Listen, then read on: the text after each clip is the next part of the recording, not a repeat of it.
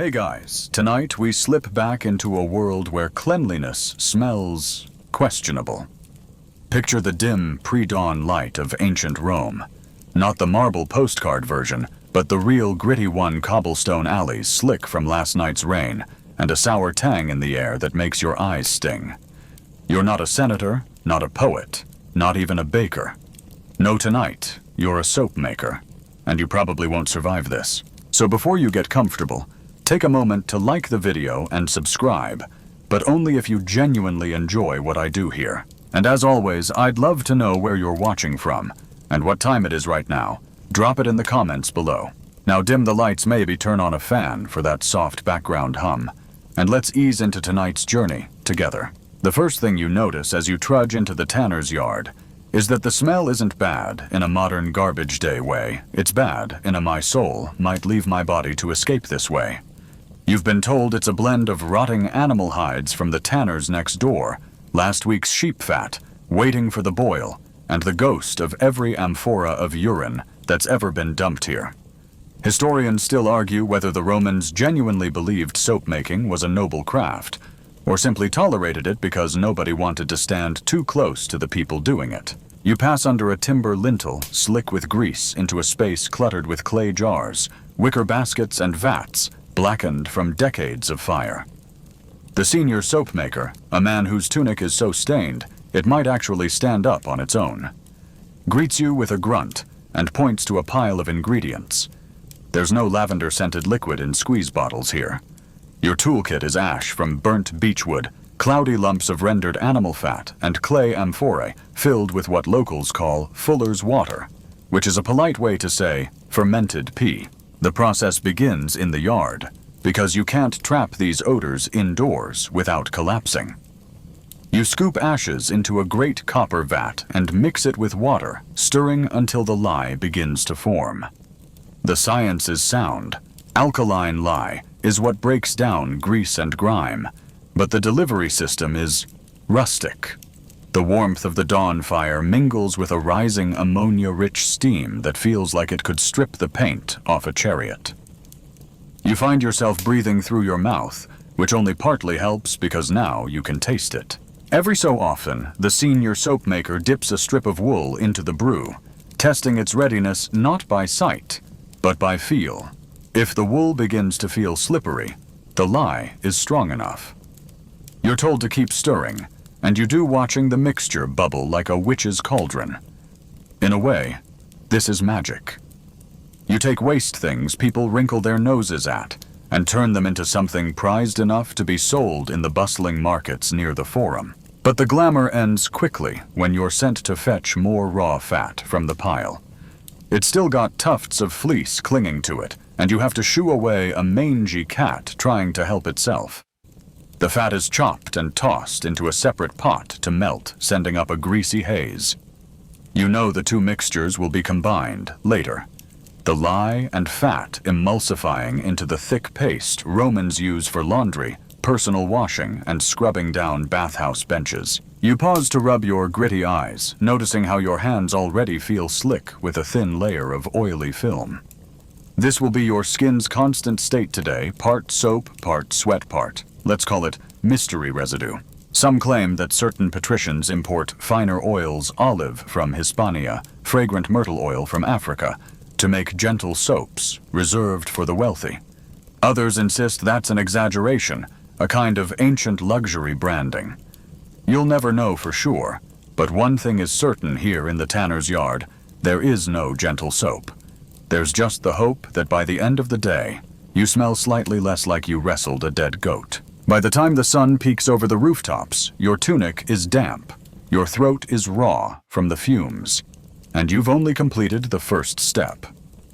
The master gestures toward an empty clay jar by the gate. You're about to learn that for a Roman soap maker, raw materials aren't just bought, they're collected.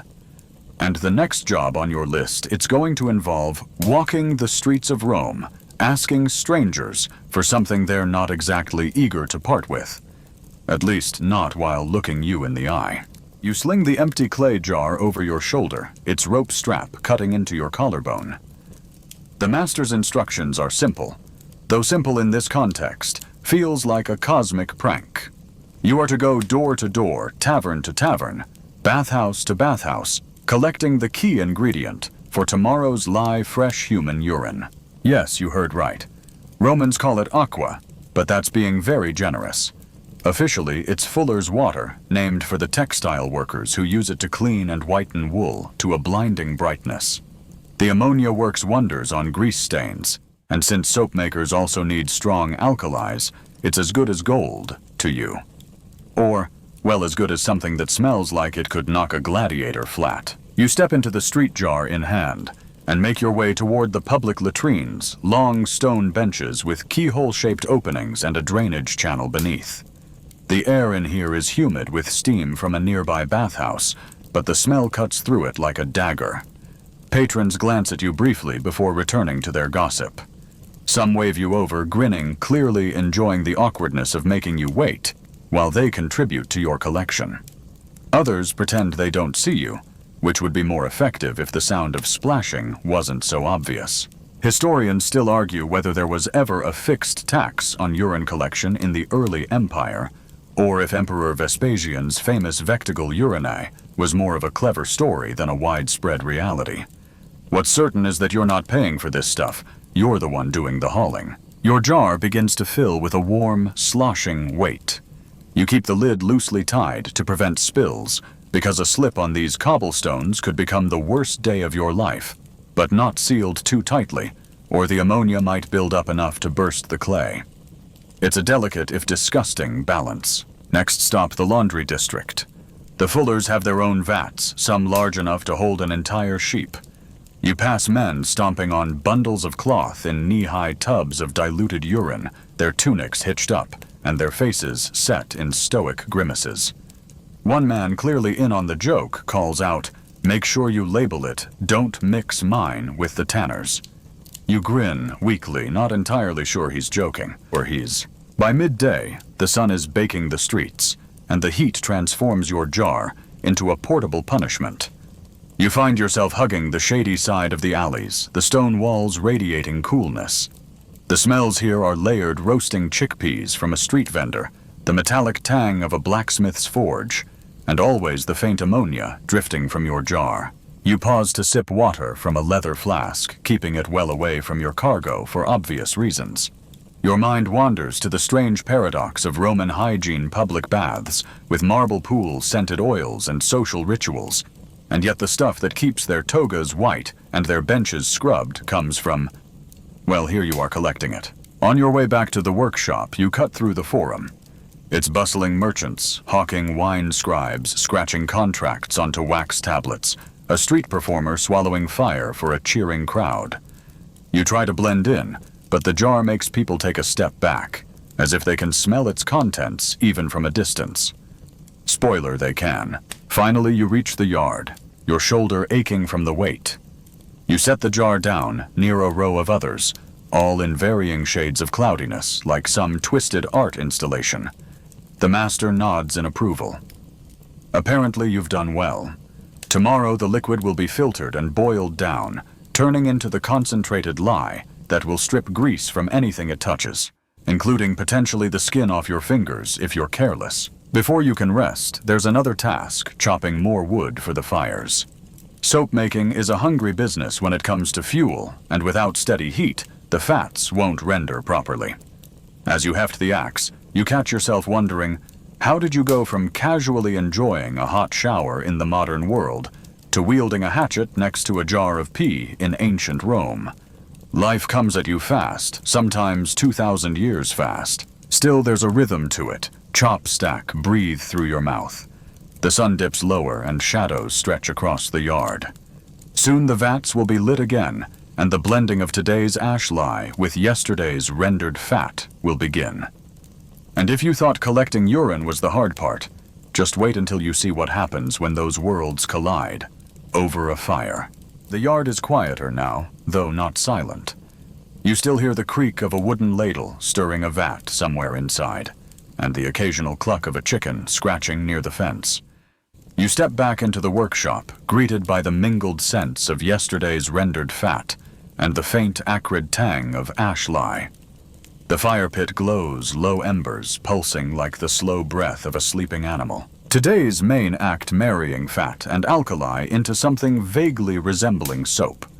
You roll up your sleeves knowing this is where skill separates a decent soap maker from someone who just makes expensive sludge.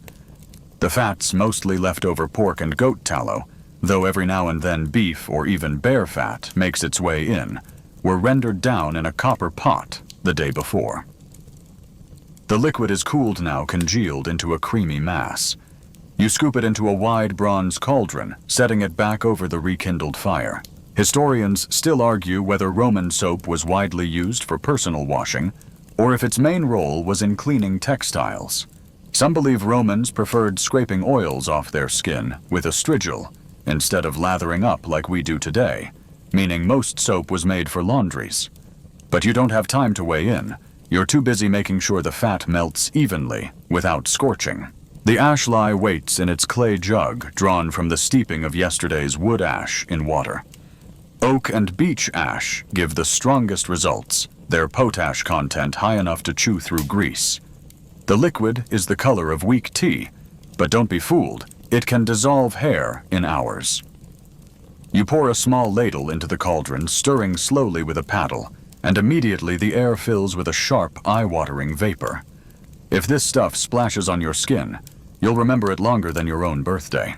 Go slow, the master calls from across the room, not even looking up from his own vat. Too fast, and it'll curdle. You obey, trickling the lye in working it through the shimmering fat. The mixture thickens slightly, and you keep stirring, scraping the bottom so nothing sticks and burns. Soap making is part chemistry, part patience, part learning to breathe shallowly, while your eyes sting. Every so often, you pause to test the bite of the mixture, dipping a thin reed in and touching it briefly to your tongue. It's not as dangerous as it sounds done right. It tells you whether there's enough alkali to saponify the fat. Done wrong, it's a fast ticket to a burned mouth and a long lecture. There's a rhythm here. Stir, scrape, add a little lye, stir again. Your arms ache, your back tightens, and your mind drifts. You think about how Roman recipes sometimes call for adding scents, lavender, rosemary, even crushed laurel leaves, though that's more for wealthy customers. The soap you're making today will be plain destined for laundries or the slave market. Still, you imagine slipping a handful of crushed rose petals into the mix just to see the look on the master's face. The heat from the fire makes sweat bead on your neck. You wipe it away with the back of your hand, careful not to let any mixture splash on you. The cauldron bubbles gently now, a sign the reaction is working. The smell is better than before, though that's not saying much. Fat and alkali together create a sort of faint, creamy tang, but the memory of their origins never fully disappears. You glance around and spot a smaller pot on the far side of the room, set aside for special orders. Sometimes that means colored soap tinted with mineral pigments. Other times it means medicinal batches infused with sulfur or pumice for scrubbing away skin ailments. You've heard whispers that some even contain ground-up seashells for extra grit. If nothing else, Roman soap makers knew how to innovate. By the time the mixture reaches the right consistency, thick enough to coat the paddle, but still pourable, your shoulders feel like lead. The master inspects it, dipping his own paddle in, and letting the beige liquid drip back into the cauldron. He nods once. Good. Into the molds. You fetch the oiled wooden molds from the shelf, lining them up on a low table. Pouring is tricky too slow, and it cools in the pot. Too fast, and it splashes. You steady your hands and work methodically, filling each mold to the rim. The warm soap gleams in the fading light, soft and glossy, almost appetizing if you ignore everything you know about what's in it. Tomorrow these blocks will be cut and left to cure for days, hardening into something solid enough to stack. For now, you scrape the last bits from the pot, your arms trembling with fatigue. The fire dies down again, the air cooling slightly. You've survived another round without burning yourself, ruining a batch or spilling hot lye on your feet. No small victories in this trade.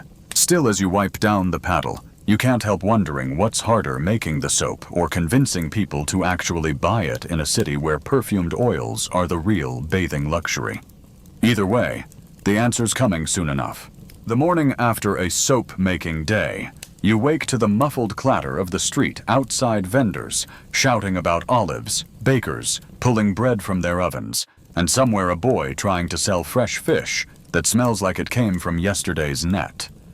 You stretch your sore arms and shuffle toward the workshop. Today, the soap isn't your main concern. Today, you've got laundry work to do. Romans don't just want their clothes clean in the way we think of it. They want them bright, degreased, and smelling faintly less like a goat pen. And here's the kicker. It's not you who does the scrubbing. That honor belongs to the foulons, the professional launderers. But they rely on soap makers for the base materials, and occasionally your labor when their vats get busy. The laundry yard smells like, well, it's hard to compare to anything polite. The main cleaning agent here isn't just soap. It's human urine collected from public jars placed on street corners. Yes, people relieve themselves in those jars on their way to the market. And yes, it's part of your job to lug them back to the laundry. You try not to breathe too deeply as you lift a full amphora, its weight sloshing unpleasantly against your hip. Historians still argue whether the use of urine was purely for its ammonia content, or if other compounds contributed to the whitening process. Either way, the results are undeniable. It breaks down oils in the fabric better than soap alone. The quirk here is that Emperor Vespasian once taxed the collection of urine, which means every trip you make with these jars, technically, lines someone's treasury. You mutter under your breath about how strange it is to pay for the privilege of carrying other people's contributions. The foulons vats are wide and shallow, filled with a mix of water soap shavings and fresh urine. Tunics, togas, and sheets are dumped in and then stomped by foot, a process called fulling. You roll up your tunic step-in and begin walking in slow circles, knees lifting high, pushing the cloth under and around with your feet. The warmth of the liquid is unsettling. You try not to think about why it's warm. Soap comes into play once the fabric is mostly degreased. You grate yesterday's cured bars into the mix, swirling them until the water clouds up. Then the real stomping begins. The combination of alkali from the urine and fat acids from the soap makes a froth that clings to the fibers. The sound is almost soothing, squish, slosh, squish. But the smell ensures you will never confuse this with a spa treatment. At one point, you catch the eye of another worker across the vat, a boy about your age who grins and says, "Better than the tannery." You want to believe him, but that's a low bar. At least here you're not up to your elbows in rotting hides. Once the clothes are thoroughly stomped, they're wrung out by twisting between two thick rods, then rinsed in cleaner water. Some customers request whitening, which involves laying the damp fabric on racks in the sun and brushing it with fuller's earth, a kind of clay powder. The powder absorbs lingering oils and gives the cloth a matte, almost new finish.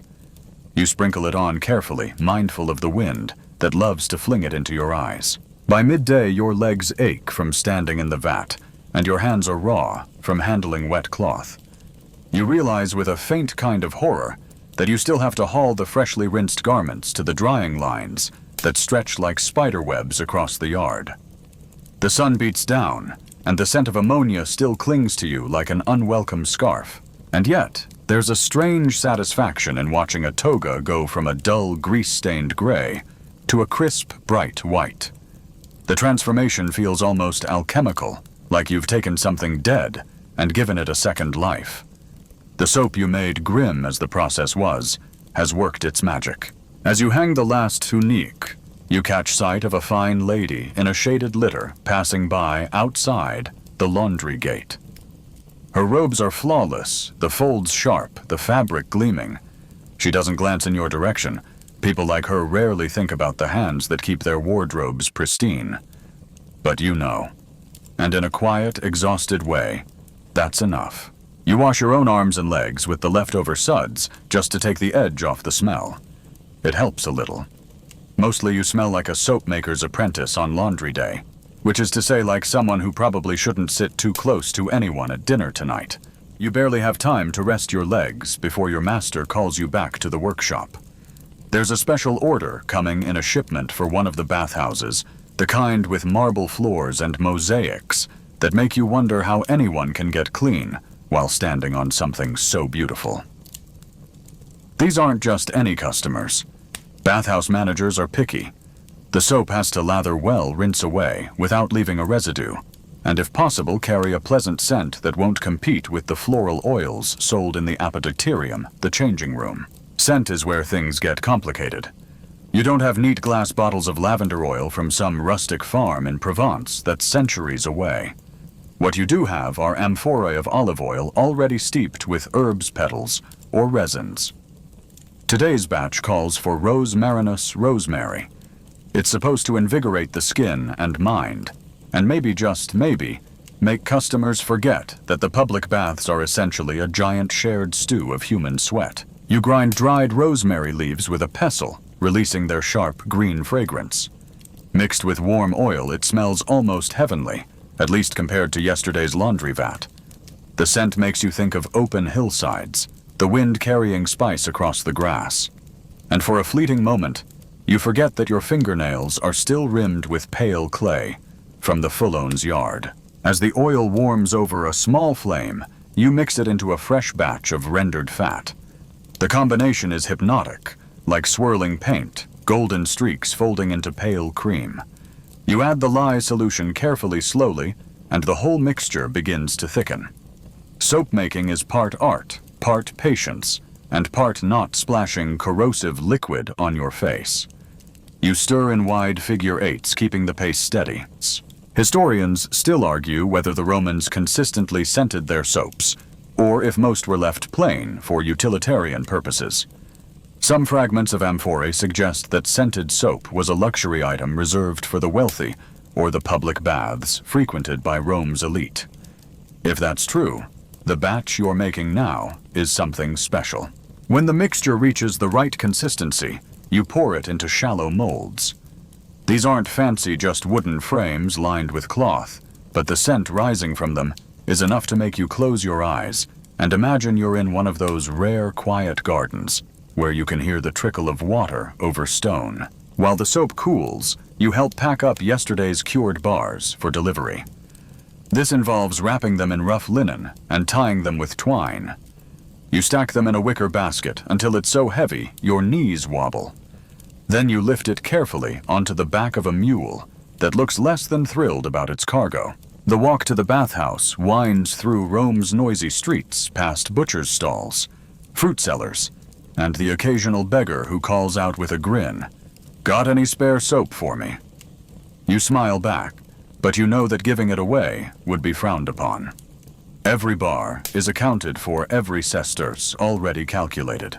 When you arrive, the bathhouse manager inspects the shipment like he's assessing precious jewels. He takes a bar, rubs it between wet hands, sniffs and nods curtly. "Good," he says, which is the closest thing to praise you're going to get. The mule is unloaded, your payment is recorded, and just like that, you're back on the street. The return walk is easier without the weight, and you pause for a moment to watch children playing knucklebones in the dust, their laughter cutting through the din. Somewhere the scent of baking bread drifts from a nearby shop, warm and comforting. It makes you think about how soap, bread, and wine are all things people will always need, and how in their own way, they each carry the soul of the city. By the time you're back in the workshop, the rosemary soap has cooled enough to cut. You lift each block from its mold, the herbal aroma still strong, and set it on the curing shelves. In a few weeks, it will be part of another delivery, maybe to another bathhouse, maybe to a wealthy matron's home.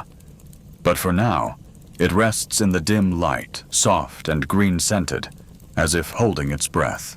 You clean your tools and glance at the fading daylight through the workshop's open door. Your body aches. Your hands are dry, but there's a strange sense of accomplishment in seeing the shelves lined with bars you helped create. It's work no one writes poems about, but without it, the city wouldn't quite smell the same. The next morning starts earlier than you'd like, before the sun even clears the rooftops. You're jolted awake by the sound of barrels being rolled across the cobblestones outside. Today is delivery day for the big markets, which means hauling more than just soap. You'll also be moving vats of raw materials, animal fat oil ashes, and none of them are forgiving on your back. First comes the tallow. It arrives in squat, heavy clay jars sealed with wax. The moment you pry one open, the smell hits a deep, fatty scent that clings to the air like gossip in a tavern. You grit your teeth and remind yourself this is the lifeblood of your trade. No fat, no soap. You and another apprentice wrestle each jar onto a wooden sled, sliding it into the storage corner. Every scrape on the floor is matched by a scrape in your patience. Next are the amphorae of olive oil, delivered from traders who swear it came from the best groves in Hispania. Historians still argue whether Roman soap makers really used high-grade olive oil for all customers, or reserved it for the elite, replacing it with cheaper alternatives for common folk. Judging by the pale green shimmer of today's shipment, you suspect the traders might be overselling its pedigree. Half this oil could just as easily be from yesterday's pressed pits. Then comes the ashes, the source of your precious lie. These aren't from any random hearth. They're gathered from specific kinds of wood, often beech or oak, because the resulting ash is richer in potassium carbonate, which reacts better with fats. The ashes arrive in bulging linen sacks so fine they leave ghostly trails in the air with every movement. You try not to breathe too deeply. The last thing you need is to cough up something that looks like flour, but tastes like the inside of a fireplace. By midday, the market's main square is buzzing with sellers setting up stalls. Your job is to help your master claim a spot and display the finished soaps in a way that draws attention. This involves stacking them in neat pyramids, their pale surfaces catching the sunlight. The rosemary bars from yesterday are front and center, joined by others scented with crushed bay leaves and a rare one infused with myrrh. That last batch is absurdly expensive. One bar could buy you a week's worth of bread. As customers drift over, you slip into your role as the quiet assistant. You weigh bars, wrap them in linen, and take payment in coins that feel warm from passing through so many hands. Some buyers ask practical questions. Does this soap work on oil stains? Others want reassurance that the scent will last after a bath. Then there's the man who leans in conspiratorially and asks if your soap can cure baldness. You bite back a laugh. If soap could do that, half the Senate would be out of business. Somewhere behind the market stalls, a flute player starts a soft, meandering tune. You find yourself falling into its rhythm as you work. The scent of baked honey cakes drifts by, making you wish for a break long enough to grab one. The sun climbs higher, the air thickening with heat, and your master makes the call to pack up early before the soaps start to sweat in their wrappings. You help load the remaining stock onto the mule cart, carefully balancing the baskets to avoid breakage. One sharp turn, and you could lose half a day's earnings to the dirt. On the way back, you pass a group of traveling performers rehearsing a comedy sketch, their exaggerated gestures pulling a laugh out of you, despite your aching shoulders. Rome is like that. One moment you're knee-deep in the grime of daily labor.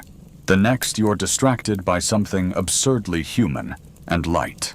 Back in the workshop, you unload the day's takings and tuck the coins into the heavy iron box in the corner. The market was good today, maybe not enough to call for a feast, but enough to keep the oil flowing and the shelves stocked. You roll your sore shoulders, dust the ash from your tunic, and think about how in your own small way you've kept the city's wheels turning. Tomorrow it'll all start again. More fat, more oil, more stirring until your arms hum. You've stopped wishing for a day off. In Rome, the city doesn't rest, so neither do you. The following days blur together in the steady churn of the workshop. By now you've fallen into the rhythm, if you can call, waking up before the city's roosters a rhythm. You measure, you mix, you stir, you wait. The soap sets, you cut, you cure. Yet just as you think you've mastered the cycle, Rome throws in something new to test your patience. It starts with a special order from a wealthy matron, who absolutely cannot be seen at the baths, smelling like everyone else. She sends a servant with a scroll written in a looping hand specifying a batch of soap scented with imported cinnamon. You've never even smelled cinnamon in your life, but the tiny pouch delivered with the order is intoxicating sweet and warm, like something that belongs in a feast rather than a wash basin. Your master says the spice costs more than bronze by weight. You nod solemnly, trying not to sneeze into it. Preparing such a soap isn't simply a matter of tossing the spice into the pot. The oil must be heated gently, the cinnamon steeped just long enough to infuse without losing its potency. Historians still argue whether the Romans preferred these luxury soaps for daily use or kept them as display pieces to flaunt their wealth. You suspect this one will never see a drop of bath water. It's too valuable to actually use. While that batch cures, the regular work continues. You handle orders for taverns, public bathhouses, and even the gladiator barracks. The last one always makes you wonder, do the fighters really care what they smell like after a day in the arena?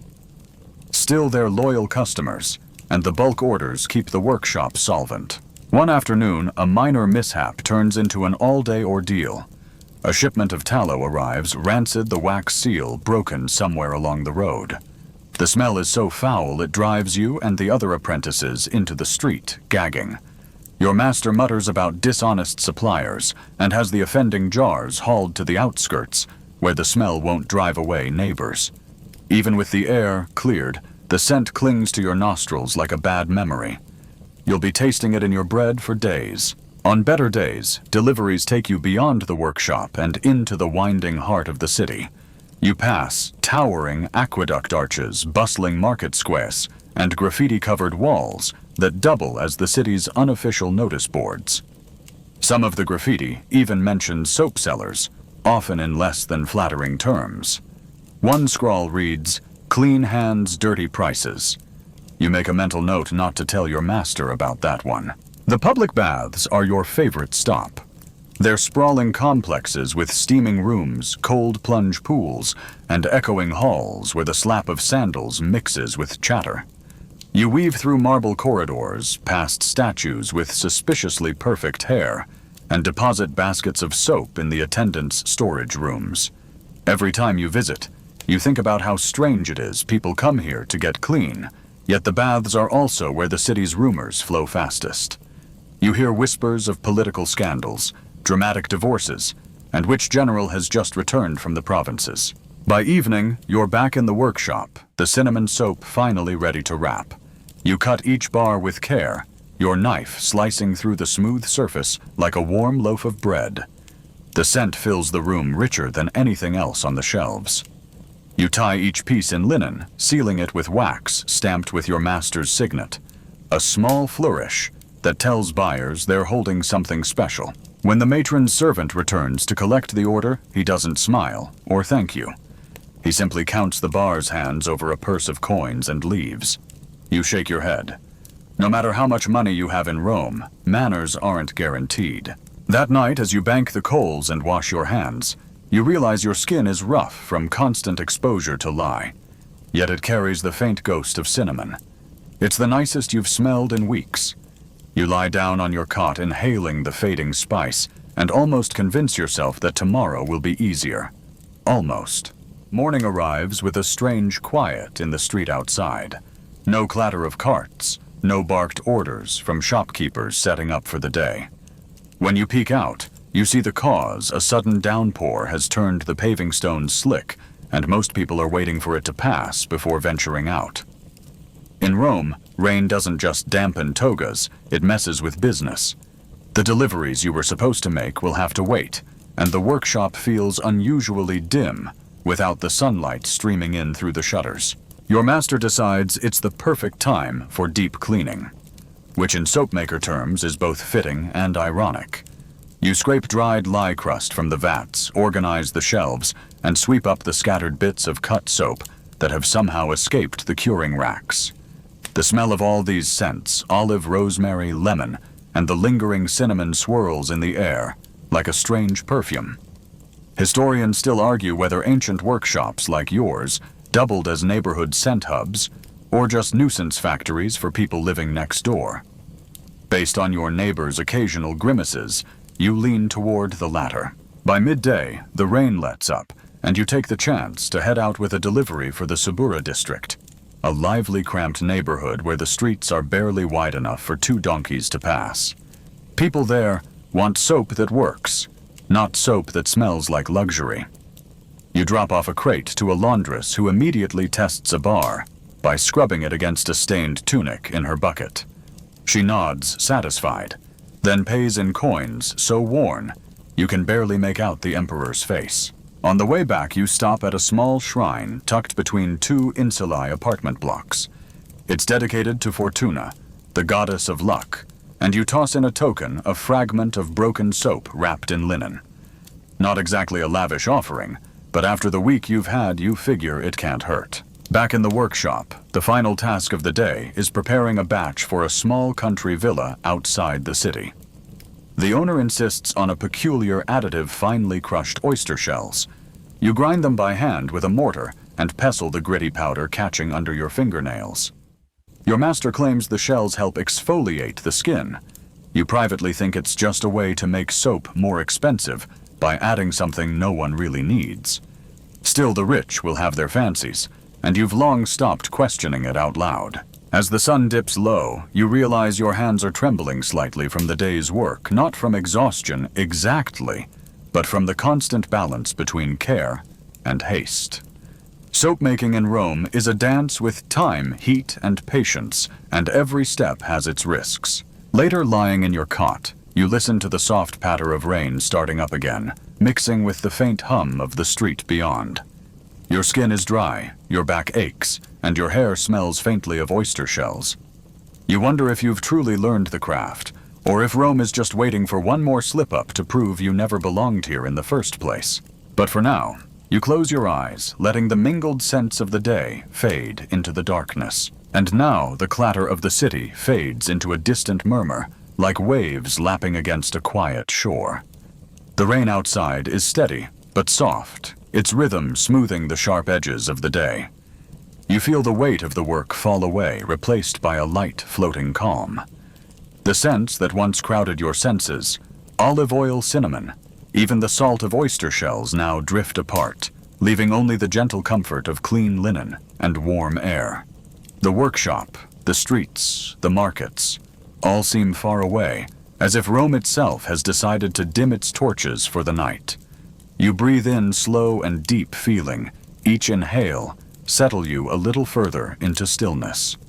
Soon there is nothing left to do, nothing to carry, only the quiet and the soft hum of the world. And you drift. Sweet dreams.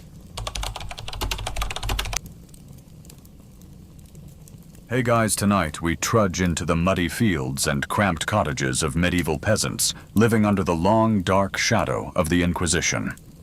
Imagine waking up every day with that gnawing fear that a whispered rumor, a misplaced word, or even a neighbor's jealous glance could land you on the wrong side of a terrifying religious tribunal. You probably won't survive a day here without nerves of steel and maybe a secret or two. So before you get comfortable, take a moment to like the video and subscribe, but only if you genuinely enjoy what I do here. And while you're at it, drop your location and local time in the comments. There's something strangely comforting about connecting across centuries and time zones. Now dim the lights, maybe turn on a fan for that soft background hum, and let's ease into tonight's journey together. You wake in a tiny, smoky hut where the morning light barely squeezes through a crack in the wood. Outside, the sounds of roosters and children mix with the low murmur of villagers beginning their chores. But here normal routines are laced with tension. Every glance might hide suspicion, every casual conversation a potential trap. The church is everywhere. Its eyes seem to pierce the cracked wooden shutters. Mass is not just a spiritual event. It's a demonstration of power and control. You know that the local priest's words carry the weight of both God and state. His sermons warn of the dire fate awaiting heretics, those who stray from the true faith. You catch snippets of heated debate among villagers, hushed talk of secret meetings, and the ever-present fear of the Inquisition's agents. Historians still argue whether the Inquisition's impact was uniformly harsh across all peasant communities, or if experiences varied widely depending on region and local officials. What's clear is that the threat itself, real or imagined, warped daily life into a careful performance of loyalty and silence. One quirky yet chilling detail: some peasants would carry small charms or amulets, supposedly blessed by the church, to protect against evil eyes, or worse, inquisitors. Whether these worked or not was beside the point. It was about survival in a world where faith and fear tangled tightly. Life here is a precarious balancing act. You tend your crops, mend your clothes, and try to keep the children safe from cold and sickness. But all the while, your thoughts circle back to one question: who might accuse you next? And more terrifyingly, what happens if they do? Remember that uneasy feeling from the Roman forum's buzzing gossip. Here gossip cuts sharper sometimes like a blade. The Inquisition doesn't just punish beliefs, it punishes communities, tearing at the fragile threads that hold peasants together. You realize that living as a peasant during the Inquisition means navigating a world where every word matters, every look can be read as betrayal, and survival depends on more than just hard work. It depends on a constant dance with fear. The church's grip on your life is absolute. It isn't just the towering cathedral in the village center or the stern figure of the priest during Sunday Mass. It's a pervasive presence that seeps into every moment. From the prayers you mumble under your breath at dawn, to the blessings sprinkled over your fields, religious control shapes how you think, act, and even speak. There's no room for doubt here. Belief is enforced like law, with the Inquisition acting as a terrifying watchdog. You learn early that deviating from accepted doctrine isn't just frowned upon, it's dangerous. The Church insists on controlling not just souls, but knowledge itself. Books are scarce and tightly regulated, and folk traditions that might hint at heresy are outlawed.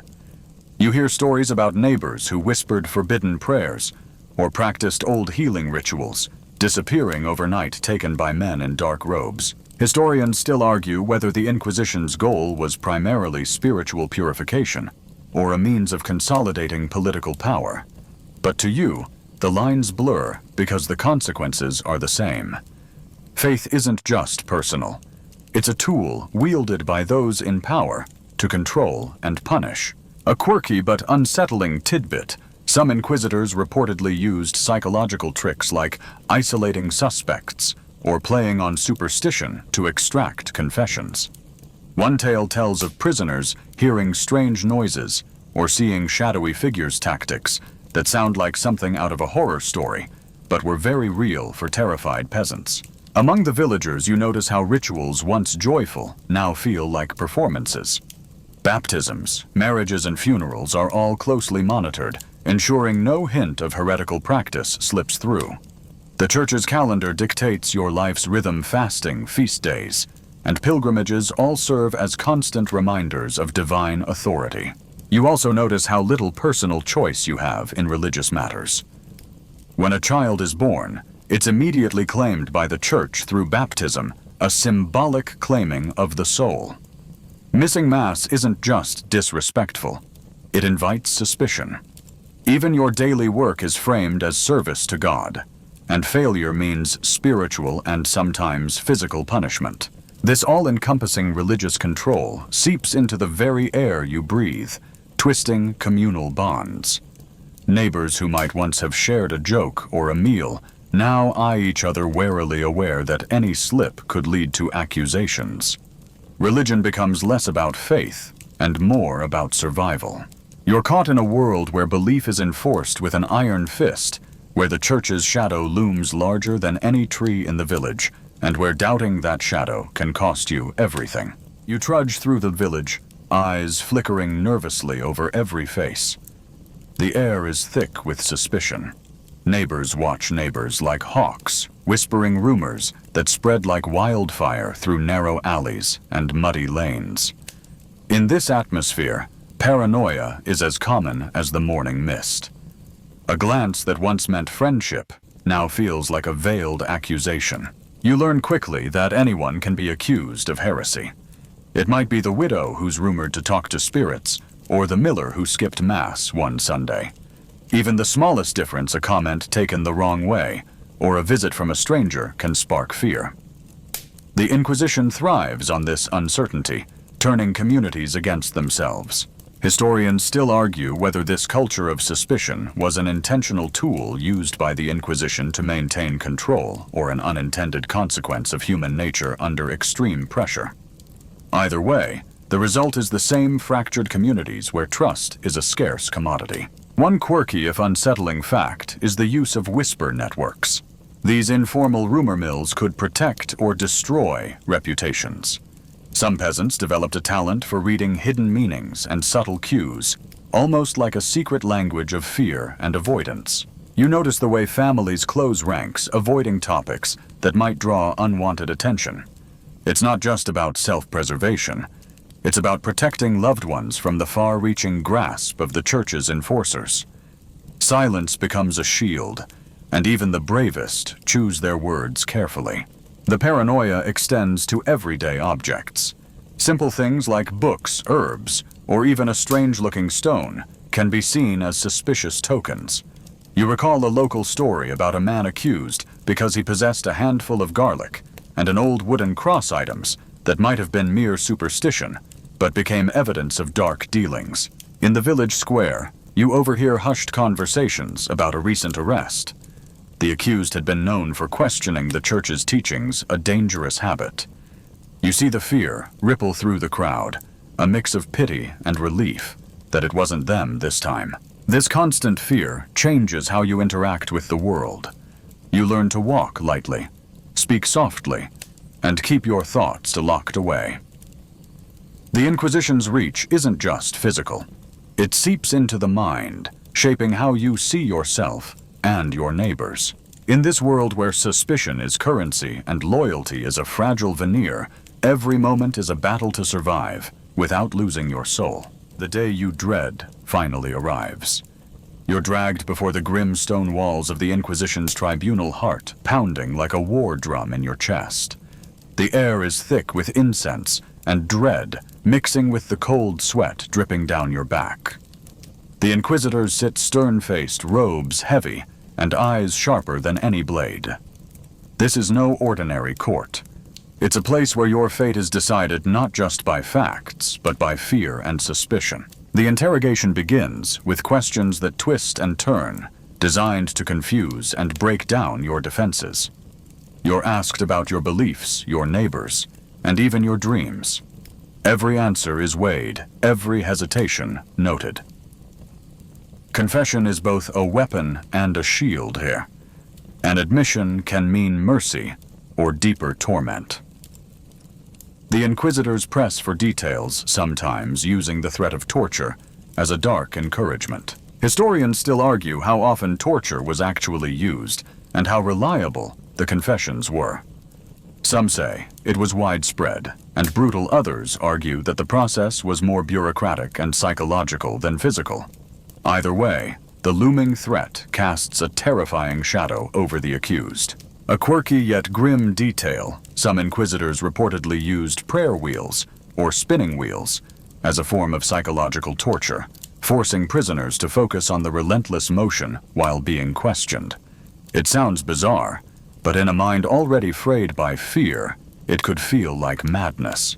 You realize the process is as much about maintaining control as seeking truth. Public confessions and punishments serve as grim lessons to others, reminding the village that dissent is deadly. The fear of public shaming, and worse, keeps many silent and compliant. As you face the tribunal, the weight of the entire community seems to press down on your shoulders. This is no simple trial. It's a theatrical display of power, where the church enforces its absolute rule, and your very survival depends on navigating a nightmare of accusations, lies, and desperate pleas. You wonder how anyone could endure this without breaking, without giving up hope. Yet some do, whether through resilience, cunning, or sheer luck. The Inquisition's grip is ironclad, but it is not infallible. This dark chapter of your life reveals the terrifying machinery of control beneath the Inquisition's shadow, where justice is a twisted game and mercy a rare prize. Once you're caught in the Inquisition's web, confession becomes the cruelest trap. You quickly learn that confessing isn't just about admitting guilt. It's about survival, bargaining for a sliver of mercy in a system designed to crush hope. The Inquisitors rely heavily on forced confessions, often extracted under pressure isolation or the threat of torture. What you say can save you, doom you, or drag others into the nightmare. Informants lurk everywhere, village rats eager to curry favor or settle old scores. They whisper to Inquisitors about secret meetings or strange words spoken in the dark. Even your closest friends or family can become suspects or spies, caught between fear and desperation. Trust. Distrust becomes a luxury you can't afford. Historians still argue how pervasive informants truly were. Some argue they were essential cogs in the Inquisition's machinery, while others believe their influence was exaggerated by later accounts. Regardless, the atmosphere of spying and betrayal is undeniable. A bizarre but true detail: some peasants developed secret codes or gestures to communicate loyalty, or warnings like a medieval version of texting an emoji, hoping to outwit the ever-watchful eyes.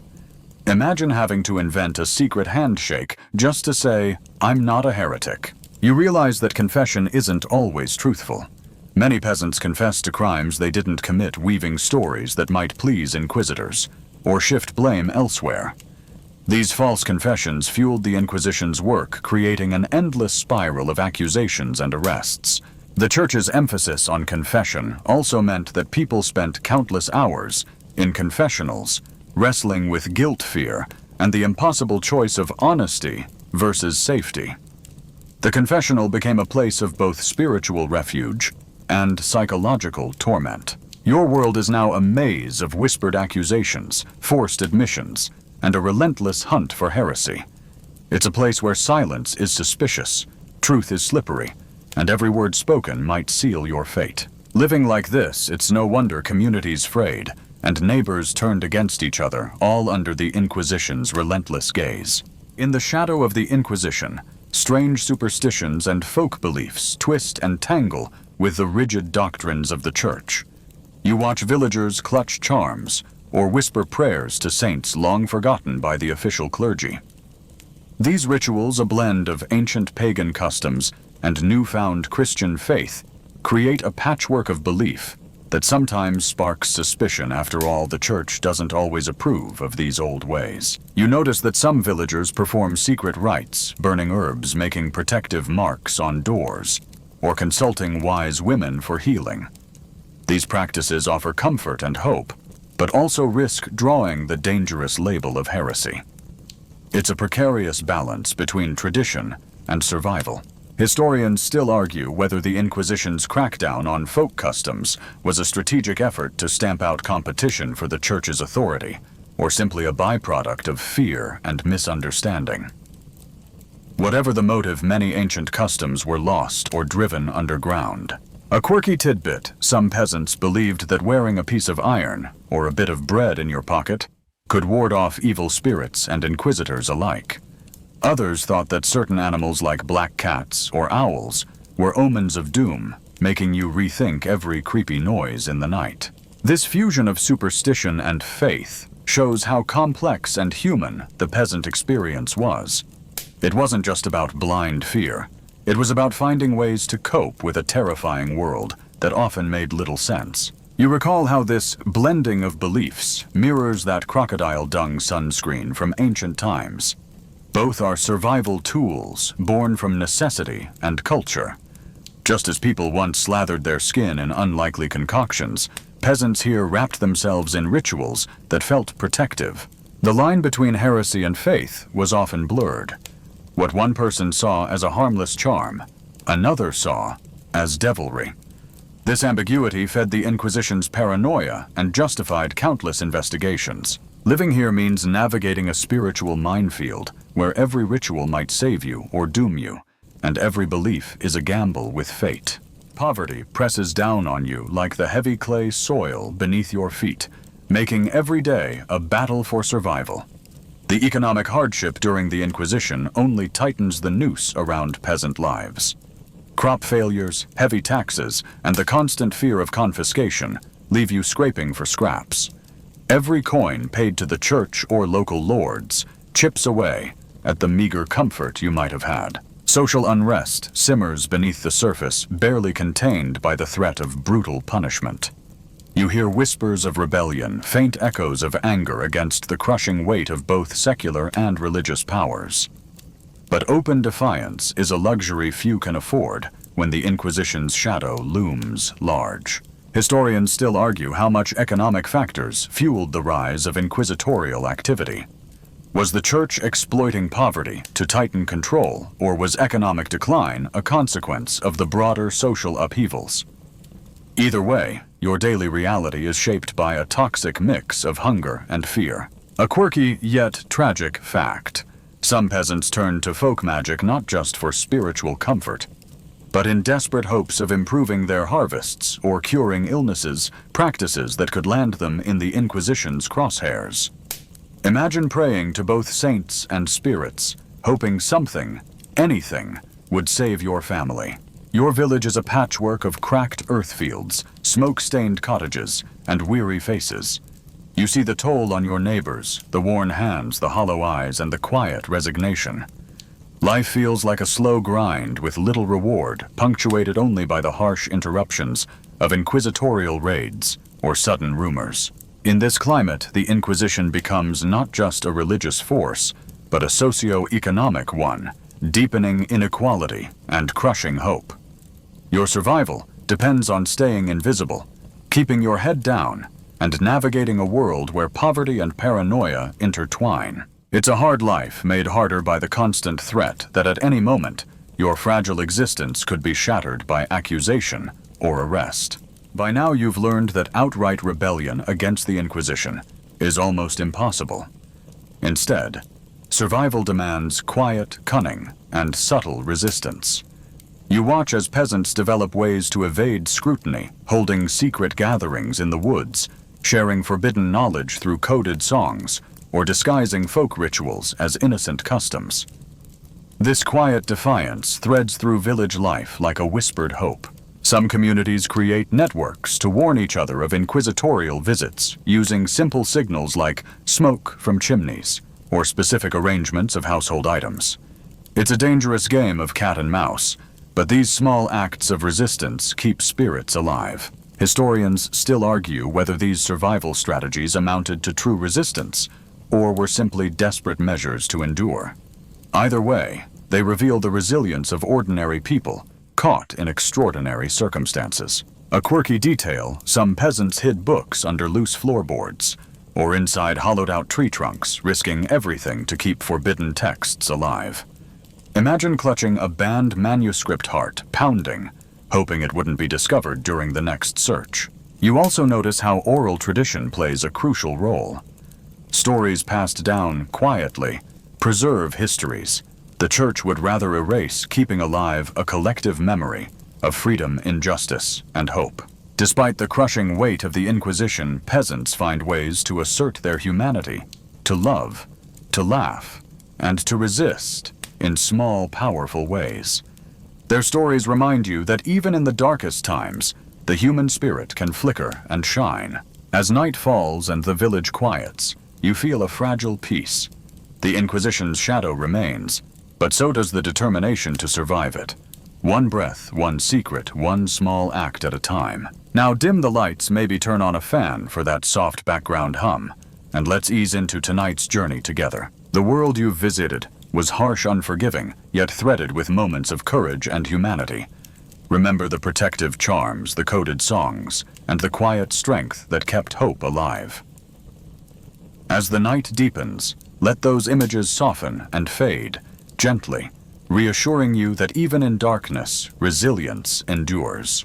Rest easy now, tomorrow is a new day in every sense.